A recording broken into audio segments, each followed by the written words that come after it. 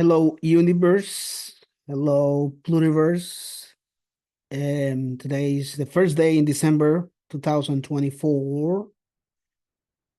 We are wrapping up the year really quick, and it's actually a good day to wrap up sort of the year um, with this series of videos that I have started a few weeks back, discussing my experiences with ADHD, my conversations related to neurodiversity and my neurodivergent universe, and how I have experienced this neurodivergent mind, and how I have engaged with certain ways of coping with the quote unquote symptoms or diagnosis for all my life. And now that I'm a grown up adult, how I have realized, okay, now it makes sense, all of these things. So,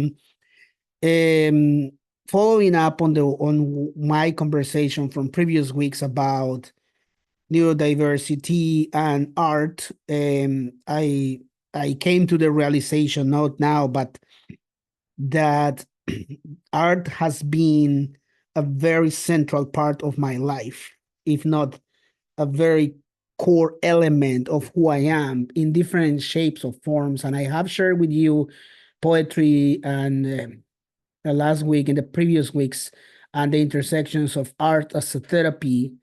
But today I want to zoom in into one particular aspect of art that has helped me through my life. And you will see in a minute why.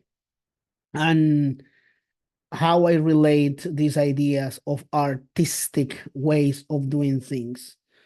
So, in the past, I have discussed and I have engaged in the idea of ADHD as a mental health disorder. And somehow I want to put it into quotes because it looks like, and I have said it in the past, this order, like disorganized order, it looks like from the neurotypical perspective, there is an order of things or a natural way of doing things.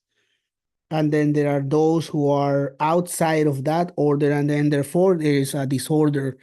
And this week got me thinking about those who are in the spectrum, like autistic disorder and maybe Down syndrome, and why folks who are in that quote unquote condition are outside of this order. And a colleague of mine told me, well, we need to sort of label these things so they can get the treatment and the attention they need compared to those who don't need it. And in a sense, I agree that folks out there in general terms need things that other people don't necessarily need. So in other words, somebody who is on the extreme part of the spectrum compared to another person who is on of the soft or mild part of the spectrum have different needs. So I have different needs where I need to um, fulfill certain specific needs that accommodate the ways my brain works. Something that other person does not necessarily need, like a person who has Down syndrome or um, other types of aspects related to the quote unquote spectrum. So I don't need them.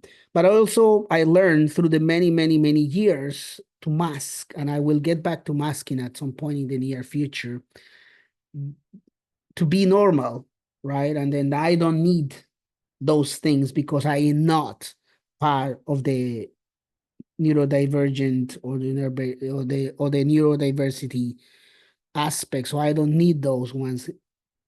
And therefore I have been coping and suffering internally about trying to be within the normality. And that's why the idea of mental disorder, I have problem with those because it's about the idea of development. It looks like certain aspects about my brain did not or have not been developed within a normality. or trastorno, as I said the other day, right? And that's why I also bother, not necessarily bother, but it's a good guidance. I was reading the Diagnostic and Statistical Manual of Mental Disorders, and it sort of tells you all of the disorders, and then you read through those. And I probably want to read through those next time I bring the book, because I find it interesting in how this particular book that was made and fabricated in the global north in an English speaking context determines whether you are part of this disorder or not, and how this disorder affects or not who you are and the ways you behave in the normality, and how you are categorized in this one. And for me, I am categorized in this deficit of attention, inattentiveness, hyperactivity, and impulsivity, and how this affect the quote unquote the executive functions that we talked about last time: the planning, the focus, the organization, the working memory, the self control, the problem solving, decision making, etc. But today I want to speak to the hyperactivity and impulsivity that a lot of people talk about: this fidgety or leaving their seat and running around, climbing, blurting out answers, interrupting others, and so on and so forth. But because today I want to talk about art, so I realized that after knowing all of these things, this hyperactivity does not come in the form of physical behavior, but I think this hyperactivity for me is mainly internal, and how this hyperactivity or fidgeting, it happens is in the mind, right? And how it has been reflected in my life, and I have been able to exorcise it through art. And specifically one type of art that I have been doing since forever. And I will show you all my examples. Maybe you're gonna get bored looking at my examples, but I don't care. This is my neurodivergent mind and my neurodiverse universe, I guess. So I just want to share it for you if you want to have a look at those little pieces in a moment. Because in a sense, I realized that this back and forth hyperactivity of my brain is reflected on the art that I've been making for a while. And inside this hyperactivity, for some, and especially for me, it's more like a feeling of internal restlessness, agitation, and constant wired sensation, that even if I'm sitting still, like right now I'm sitting still this hyperactivity is within my mind. And obviously for the neurotypical people out there, they think I'm okay, I'm sitting down, I'm paying attention, I'm here looking at you, I guess. But for some people, I mean, this interactivity, it comes within this mind. And I have been able to channel that internal hyperactivity through art, specifically to drawing and doodling and sketching, right? And I've been reading a lot about this in terms of the intersection of ADHD, disabilities or disabilities, math studies, ADHD, and art. And it's fascinating and emerging area that I've been discovering so many things about us neurodivergent individuals, and how ADHD often helps me to express myself through different various forms of arts. And I've seen it like experimental arts, and you will see in the future how I've been using this word of experimental and experimentation as a way of moving away from this typicality or normality, as a creative outlet. And one of the things that as I was reading the theories or articles and documents about math studies, which is a different discussion later, is the emphasis and the valuing the legitimization of these alternative ways of being, thinking, and creating, and how my mind reflected in the art has been a transformative way or a space for my neurodivergent voice, and how the art that I've been doing offer me an alternative to any type of pathologization or medicalization, and it has offered different possibilities to understanding myself, but also how the art that I do, it's a powerful source for innovation and expression, right? And I'll show you some examples in a minute, because then I was thinking, what is the art that I do? What is it what I do? What is it called? I do it. It's a way to keep my mind at ease when I do this type of art. And I discovered this term or concept called art brut. Some other people call it outside art, remember? So it's like, it's funny because this outside art equals to neurodivergency, and standard art is equals neurotypicality. So in a sense, the art that I do reflects who I am. And I was reading some work by Jean Dubuffet, who describes this type of work as art that is created outside of the rigid traditional art institutions. But oftenly, this type of art is made by those who are marginalized in society, including people with mental health issues, diagnoses, neurodivergencies, etc.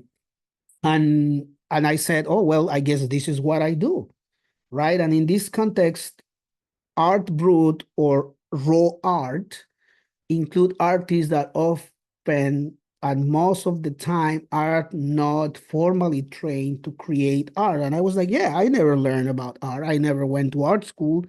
I never read about art in general, or color theory and things like that. However, um, this type of training has not necessarily been helpful to me as I create my different pieces, because that's a way to defy conventional norms of technique, style, content, and aesthetics. This is the key, because sometimes within art, there are certain parameters and rigid rules of what a piece of art should look like. But for me, it's about moving away from that. And that's why art brut or raw art or outsider art converges with neurodiversity and math studies, because it's about resisting the normal standards and valuing the expressions that challenge mainstream definition of what we mean by normal or healthy creativity. So that's why for people like me, individuals with ADHD, art brut, raw art, or outsider art provides a unique and a wonderful avenue for that self-expression, and offers me spontaneity, intensity, and impulsivity that are somehow inherent to ADHD. So in a sense, rather than attempting to control the characteristics of what is supposed to be art, it's about celebrating the rawness, the unfiltered creativity, which parallels uh, neurodiversity and my neurodivergent brain, but also math study sort of explains that as a way to critique uh, the way in which the system, the pathologizing system, is trying to frame neurodivergent or neurotypical people in these type of binaries.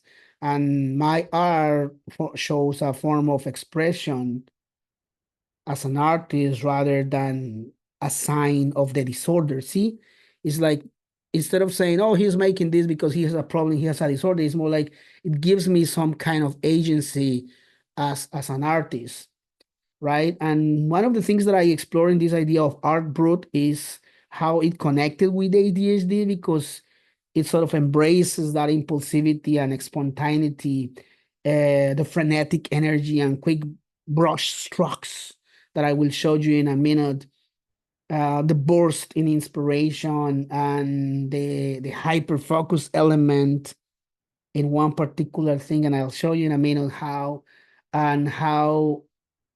it is these tensions between detail oriented for some things, but also chaotic composition for others. And I know there are some artists like Kandinsky and Jason Pollock who has explored these ideas, reflecting also the complexity and multifaceted perspectives often seen in something that happens when I hyper focus, but also explore that individual chaotic or non-linearity. And it's funny because on a tangent way, I'm also exploring chaos theory and complexity system for another thing, which is also mirroring who I am. But also as an artist, it helps me to use non-traditional materials and techniques that are not necessarily within schools of art, or sometimes schools of art sort of co-opts these things or adopt these things within the art brut. And as a creator that experiences different types of materials, it mirrors my mind and my brain, and it helps me to uh, experiment and create and adapt at all times. So in a sense, this type of art, brute, raw art, or outside its art has been beneficial to me as a person with ADHD because it helps me to focus, release the stress, express my emotions, center myself when I am distressed. It's therapeutic, and it's very intense focus. So what I'm gonna do, I'm gonna change my camera. I'm gonna show you some of the art that I've been doing for a while. I'm gonna show you something that just the most recent one in the last 10 years or so. But I have been doing this since I was a teenager, probably. I remember. So let me change cameras right now.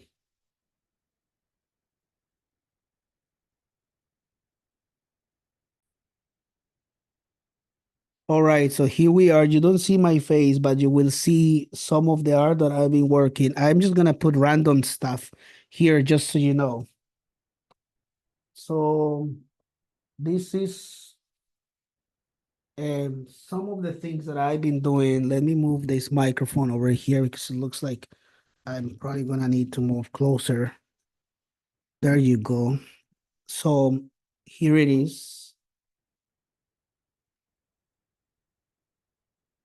You don't see it, but it says shine around, right? And it's just these type of doodles that I've been doing for a while. I'm not gonna go page by page because then it would take a forever, but you will see this type of doodling that I am working, that I have been working for a while, doing different types of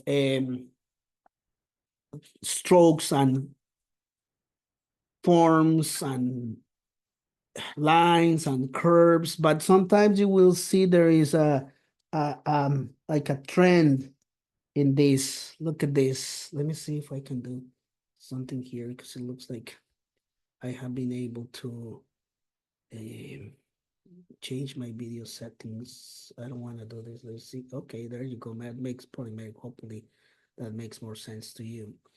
So see, this is I am buried in sand of dreams. So it's like I mix this with a little bit of poetry, right? Sometimes you use different types of colors, but you see how the mind is sort of going into different directions. And I'm gonna show you all of them. Um, like for example, this one. So I go and create stuff out there. Let me see. And sometimes I give them titles.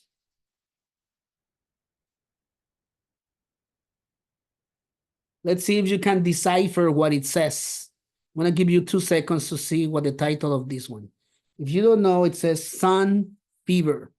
And notice how my brain works in different directions, the shades, patterns, lines, sometimes resembling to humans and non-humans, and why not, all of these sorts of things that I wanted to just show you different things.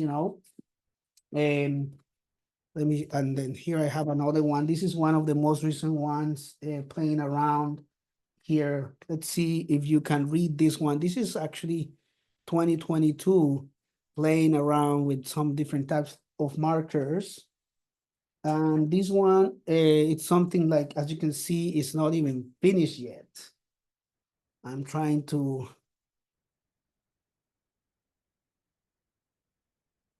finish these little pieces. but the idea here is with do a piece and a name for the piece, and a piece and a name for this piece, and so on and so forth. Look at this. Look at that. And then there's an interlude over here. There is even some little pieces of poetry that I write in between here.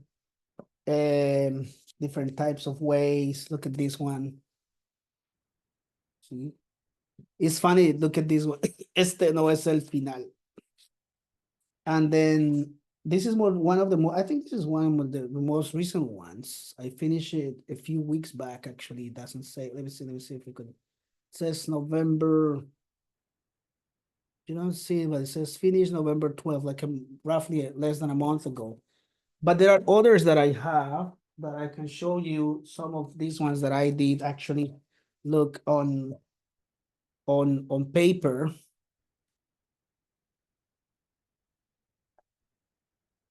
See, and then I put a little screw here, and then these ones were made in during the pandemic.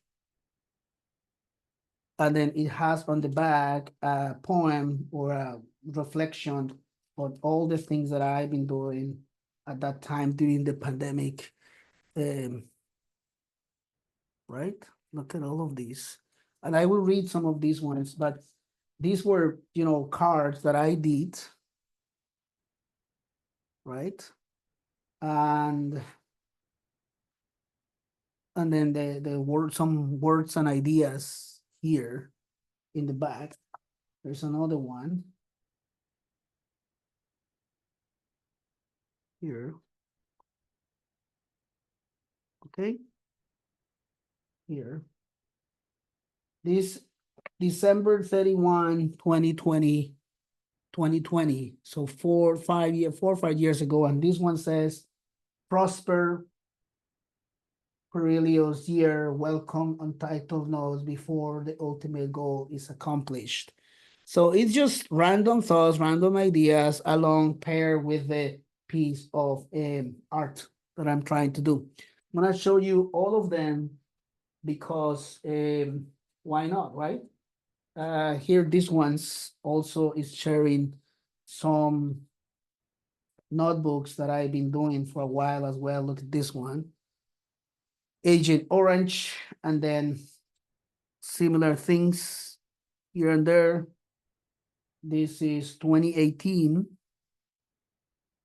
All right. And then this one, guess what? This is a green one. So what is the name of this? It is Green Velvet. Same thing, different ways of shapes and ideas here. 2018 as well. This one, let's see, is yellow. So that will be called Yellow Fever.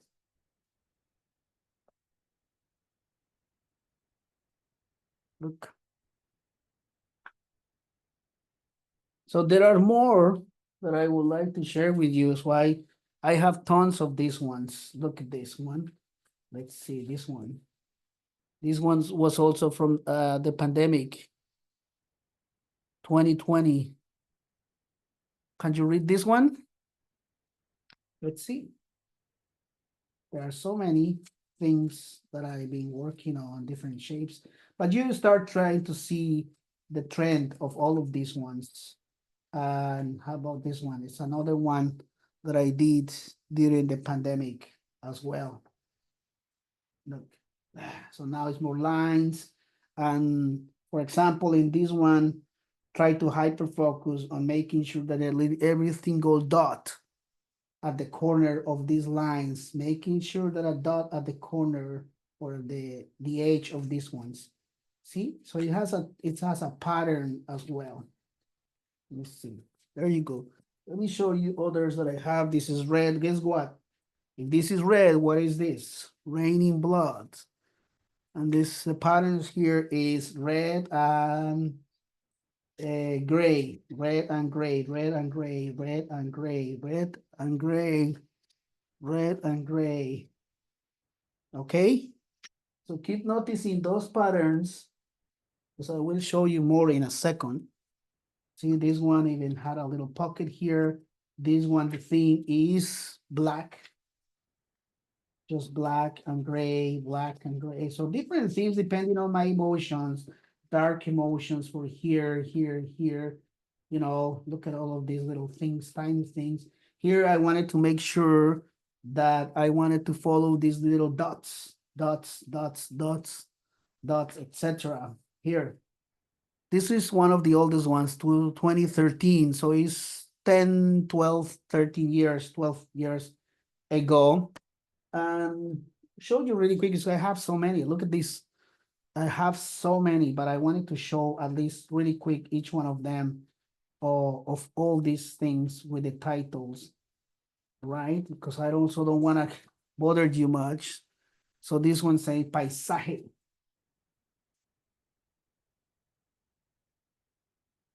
Oh, it looks like I have some space here. I'm gonna try to do this one. Haha.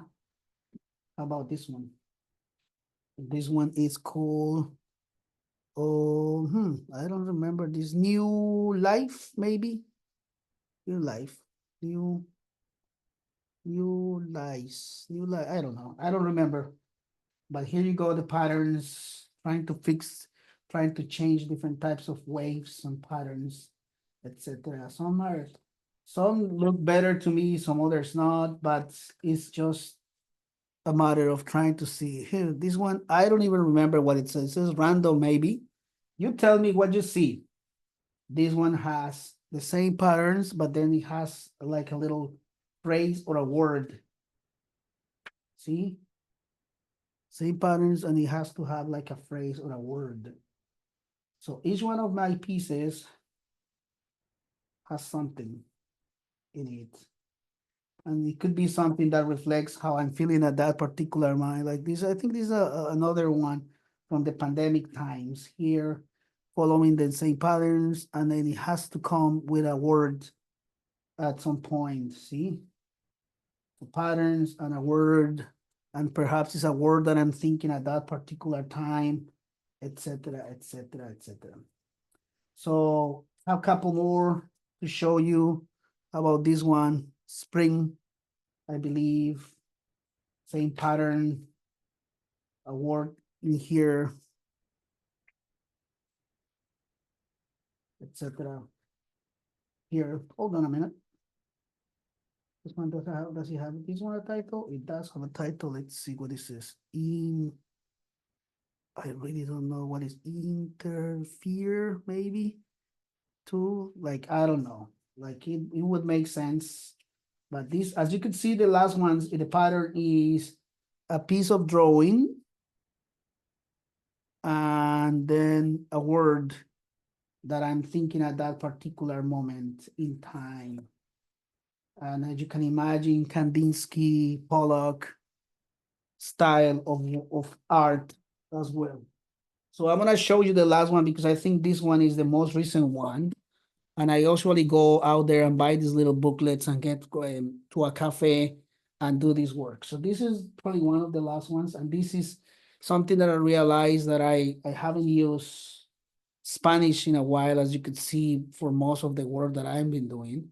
This one you can see it says Belfast at the bottom and says frases en español. So it's like now I'm using the same art, but then some phrases in Spanish.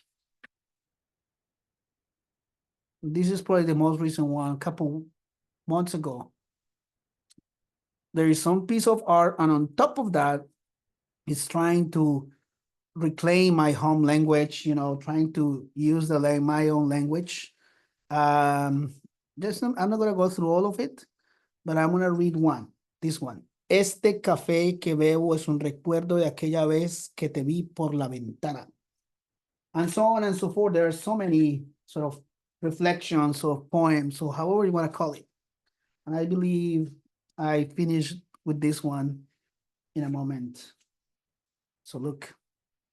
So I finished on September 1st, 2024 in Belfast, Northern Ireland. So it's in Spanish. So this is the most recent one. And I like it because it's the first one in 30 plus years in my life that I have done something in Spanish. So I'm going to pause that for a second. Well, hello, I am back. You didn't see my face, but you saw first hand the art that I have been doing for so long, for the past 10, 15 years. But I have other books like these ones in the past at home in Colombia and Chicago and Toronto as well. So it's been for a while. So when I got the diagnosis that I have ADHD, and then I was reading the diagnosis and the ideas about the mind and the disorder and the mental disorder and the inattentiveness and hyperactivity and the impulsiveness. And the doctor said at that time that it doesn't have to be a physical, visual inattentiveness or hyperactivity, but it's mental. I realized, okay, now it makes sense how I've been coping so much with this type of art that I've been doing. And it has been a healing process for me for a long time. So I'm going to finish with that today just to thank you for being here, trying to look at my work and my art and how I have been coping with this thing that I have through the beautiful work of Art Brut, outsider art or raw art. Thank you very much. And I see you next time, which I will be talking about similar things, but now with music and sound. Bye.